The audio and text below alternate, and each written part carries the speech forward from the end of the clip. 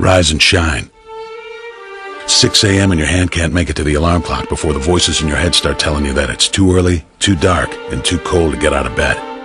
Aching muscles lie still in rebellion, pretending not to hear your brain commanding them to move.